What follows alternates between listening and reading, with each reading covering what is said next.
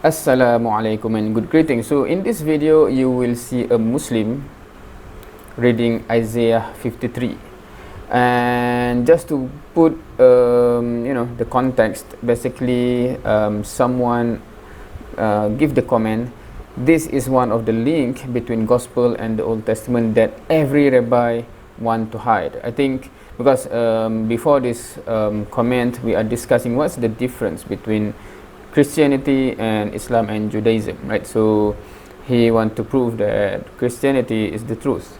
So he pointed out that this is one of the part that will prove Christianity is the truth that Jewish rabbi want to hide. I think just read Isaiah 53.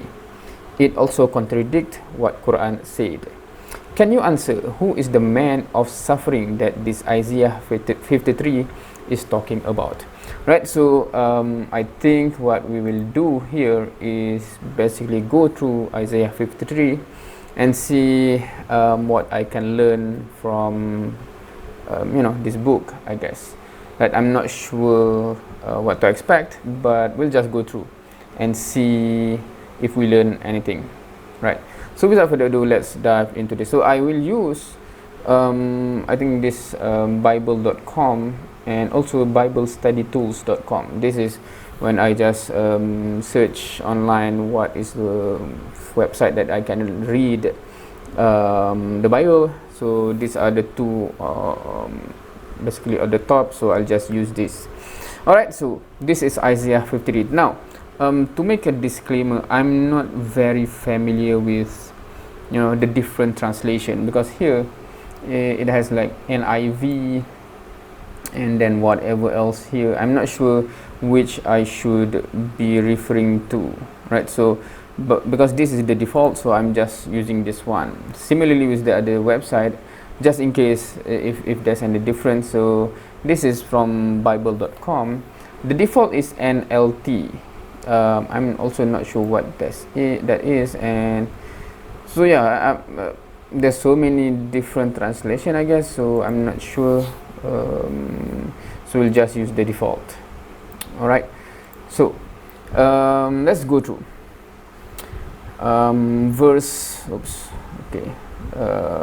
right, verse number 1.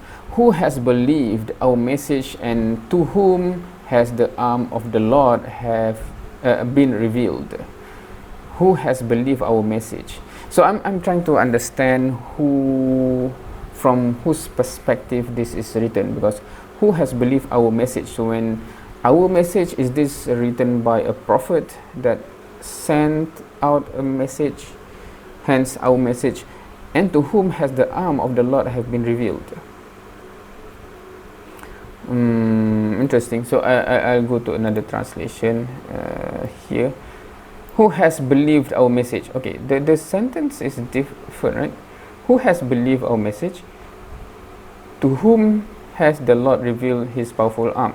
Okay, that is interesting. The sentence structure is very different. So I guess that's among the thing between different translation, right? I think, I don't know.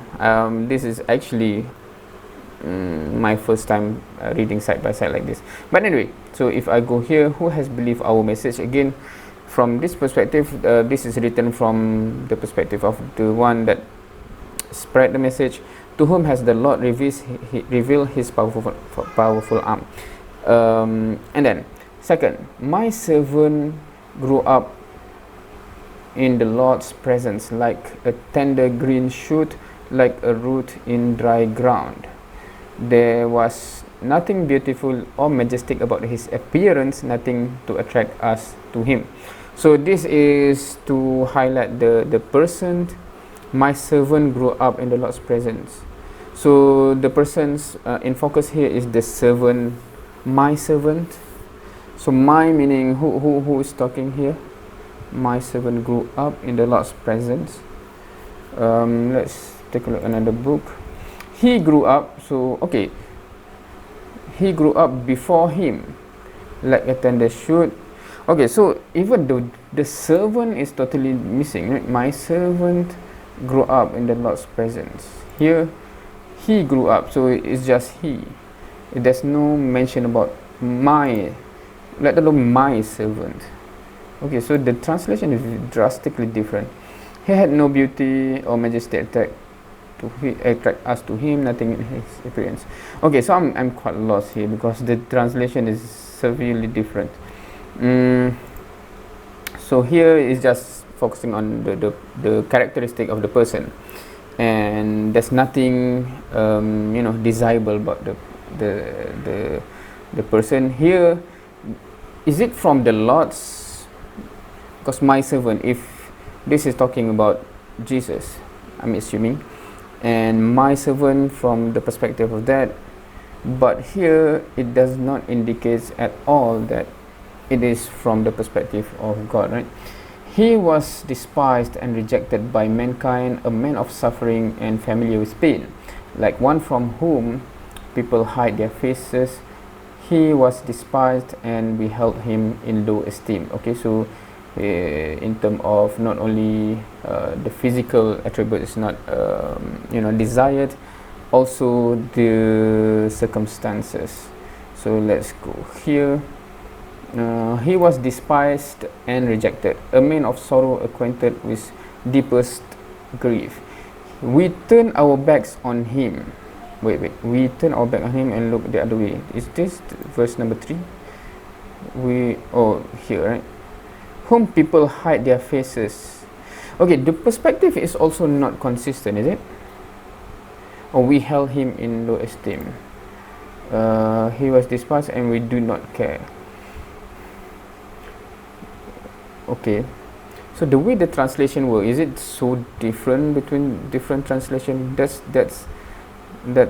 maybe because I'm used to the Quran, so did not expect this level of disparity. But anyway, the story we can still capture. Now, so here we turn our back on him. So obviously this is from the perspective of the people, right? If I understand this perspective, so meaning that this is written by a person among the people talking about Jesus, right? And so we turn our back on him, look the other way. He was despised, we did not care. Similarly here, right? We held him in low esteem. He was despised and rejected. Alright, never mind. So trying to follow still. Surely he took up our pain and bore our suffering. So he took our pain. So obviously our is from the human perspective, from Christianity belief, if I understand correctly. So this is definitely written by a man, about Jesus, right? So he took our pain and bore our suffering, yet we consider him punished by God, stricken by him, afflicted. Right? So okay. Yet it was our weaknesses he carried. It was our sorrow that weighed him down. Okay, so so different. And we thought his troubles were a punishment from God, a punishment for his own sins. That is interesting. Okay, it's basically this part, right? Somewhat the same meaning. What's note here? Or yet it was our sickness he carried. What is this? This is a note or different translation. Anyway, so it is to say that from the human perspective, they view Jesus as being punished by God for his own sin, even though he actually carries our sin. Right here, he took our pain and bore our suffering. But okay, maybe I'll just put some question when I remember, right? So this is written by, from human perspective, and the perspective about Jesus, even though Jesus is taking our pain. So how does the writer know that? Because the writer is part of those who see Jesus, as being punished by God. So who is the one, or how is the process that the writer know that Jesus actually is taking our pain? Anyway, but he was pierced for our transgression, he was crushed for our iniquity, iniquities. The punishment that brought us peace was on him, and by his wound we are healed. So he takes on and we are healed. Okay, so but he was pierced for our rebellion, crushed for our sins, right? He was beaten so we could be whole. He was whipped so we could be healed.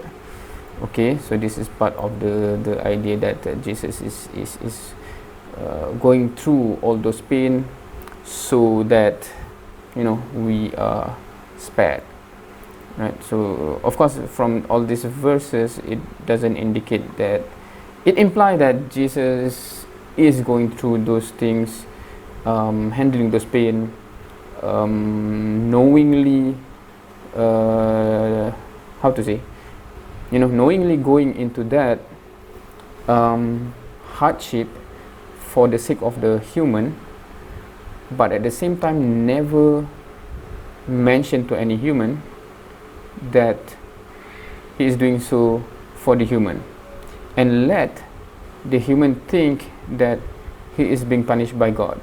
Right? That's what I can capture so far, if I follow what is written here, right? Because from the human perspective, the writer is mentioning that we see Jesus as being punished by God for his own sin, and he's carrying all those suffering because God is punishing him, and Jesus is going through that for the sake of our sin, but he never mentioned to anyone that he is doing so for that reason, right? So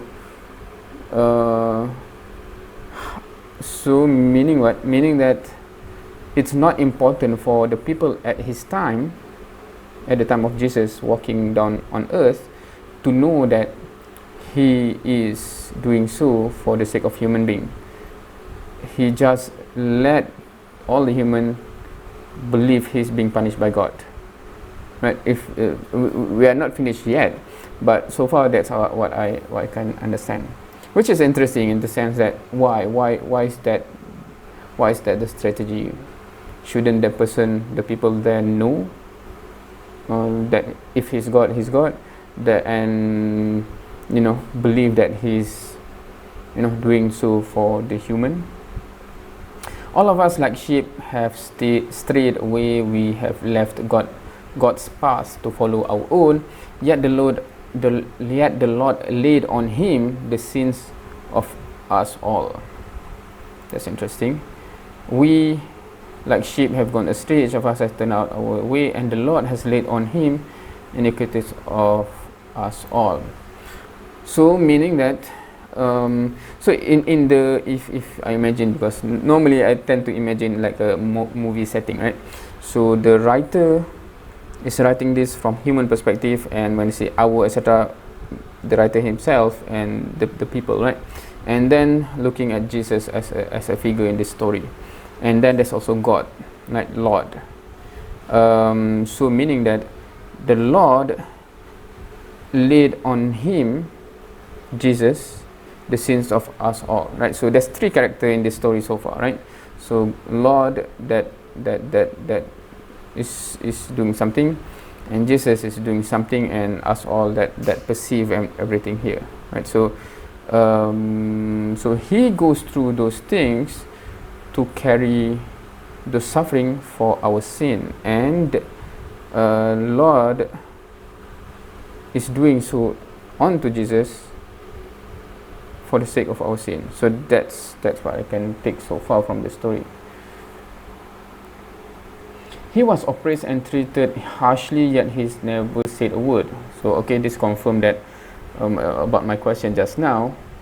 Let's see. So he was treated badly by the people, and if it is important for the people to know that he is doing so for the sake of human being, for the sin, to pay for the human sin, I would assume he would say something, right? Because they need to know. But so from here it means that he never said a word. He was led like a lamb to the slaughter, and as the sheep is silent before the shearers, he did not open his mouth. meaning that Jesus is going through that. And yeah, so for the people at that time, it is important, meaning that for the sake of the human, it is important for Jesus to go through the hardship without and die without anyone know that he doing so for the human, right? If I follow so far, see here, he was oppressed and afflicted. He did not open his mouth. He was then like a lamb to the slaughter, and as a sheep before its shearers. Okay. By oppression and judgment he was taken away, yet who of his generation protested? For he was cut off from the land of the living, for the transgression of my people he was punished. Okay, so this is interesting choice of words, because my people, so is the writer like a prophet, hence my people, the people that I'm responsible for. So I'm part of my people. Is that the choice of words? I'm just asking.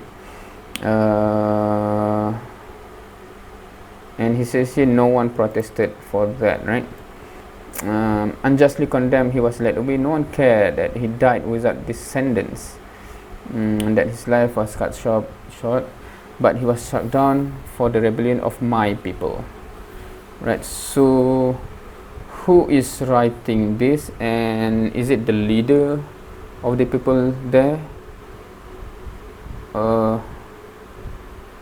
Yeah, because my people, that kind of words normally is spoken by a leader of community, right? So this is my people. If that is the case, then he is the one, the writer is the one that because if he's the leader of the community and the community is the one that killed Jesus, so he is primarily responsible, right? So he had done no wrong and never deceived anyone, but he was buried like criminal. He was put in a rich man's grave. What's significant about rich man's grave? Does that signify anything? I'm not sure the background of that. So similar here, right? He was assigned as a grave with the wicked and with the rich in his death, though he has now. Okay, the sentence here is more confusing, so I'll stick with this one, right? So he's innocent. He was buried like criminal. He was put in a rich man's grave. I'm not sure what's the context there. Okay, fine. Verse 10, but it was the Lord's good plan to crush him and cause him grief. So meaning that it was God's plan to cause that on Jesus, right, and cause him grief. All right. From this story, does it explicitly mention that Jesus go through that knowingly? It does imply that Jesus keep quiet, right? Despite his innocence, he keep quiet despite even though he is being, persecuted and killed, etc. Right? So he keep quiet. So meaning that he is okay with that. But anyway, so meaning that maybe God have made him as such. Okay, so yet when his life is made an offering for sin, he will have many descendants. He will enjoy a long life, and the Lord's good plan will prosper in his hand. What does that mean? Because earlier it says he doesn't have any descendant, yet when his life is made an offering for sin, he will have many descendants. I'm not sure what that means. Okay, that is. Yet it was the Lord's will to crush him. Okay, so it's God's will to cause this to Jesus, cause him to suffer, and through Lord's make. Okay, okay, and the will of Lord will prosper in his hand. After he has suffered, he will see the light of life and will be satisfied. By his knowledge my righteous servant will justify many, and he will bear their iniquities. So how many parties is this? Because he referred to Jesus, right? By his knowledge my righteous servant, so meaning the servant of the writer.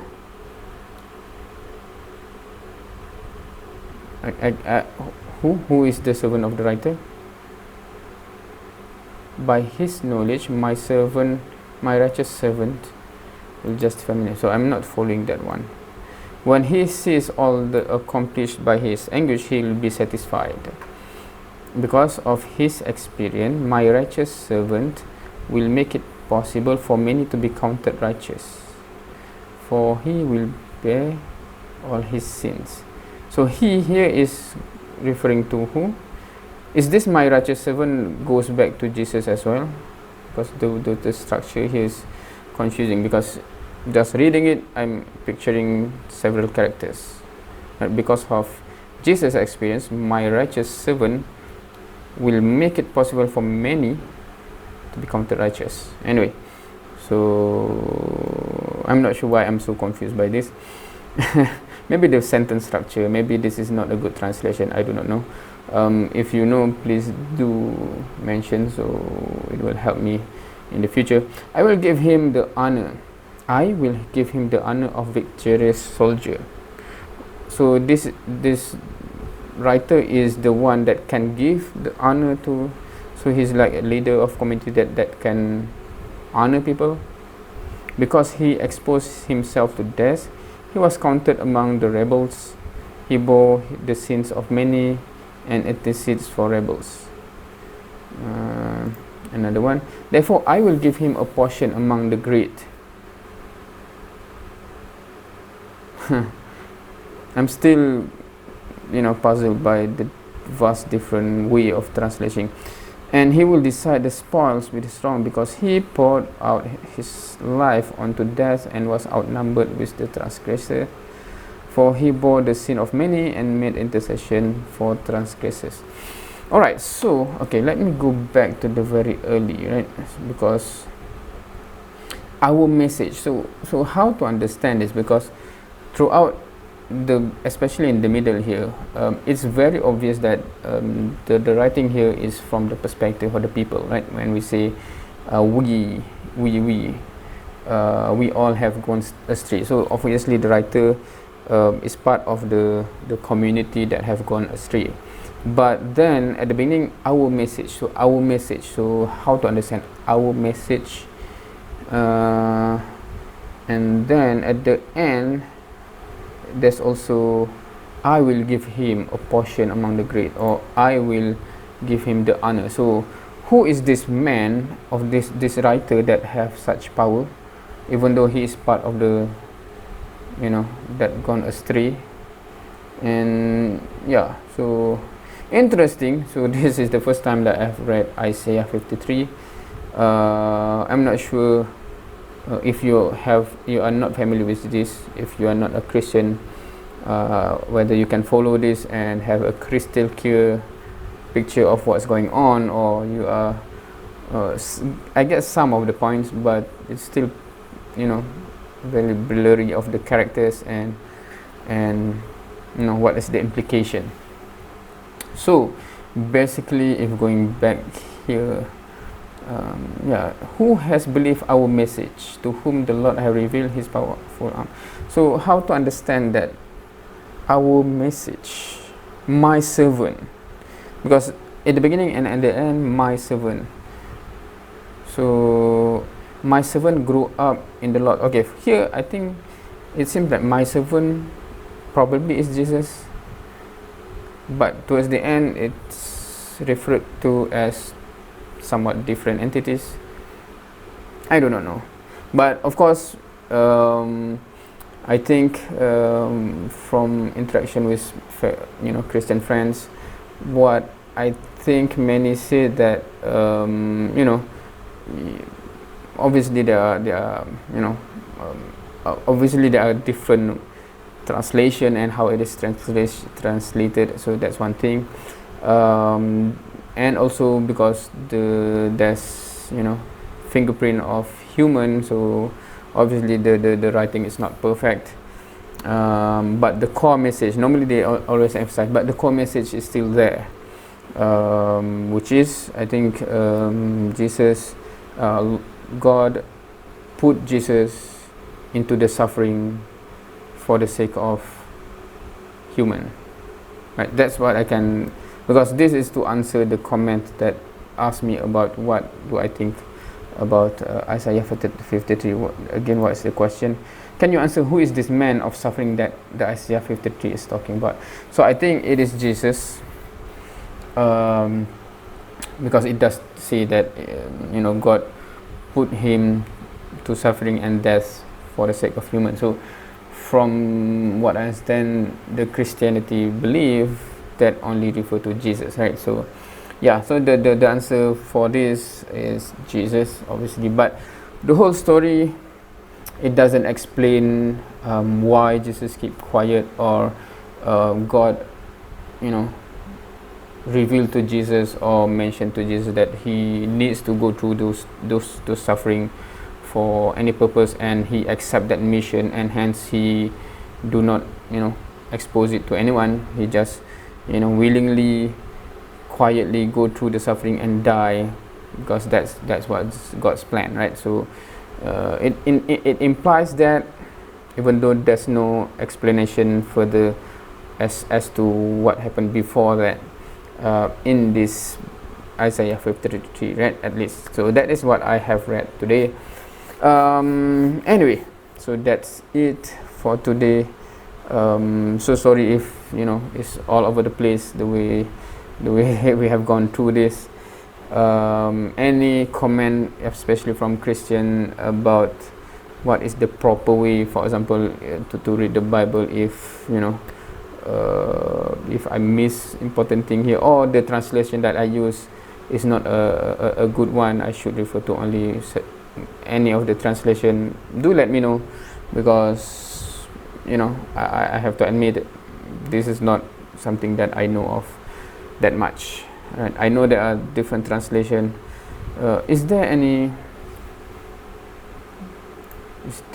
notes about the original language of this one? Okay, because here, right, because there are some notes here. For example, Greek version reads, "He was humiliated and received no justice." Here, Greek version reads, "Who can speak of his descendants?" Meaning what? Meaning that the English translation is different than the Greek version. I do not know. Let me know what's going on here. Why there's footnote about the Greek version reads something else? Or yeah, why is the English version not the same as the Greek version? Or both are translated to English and Greek from the original language, which is, I'm not sure what is the original language of Isaiah 53.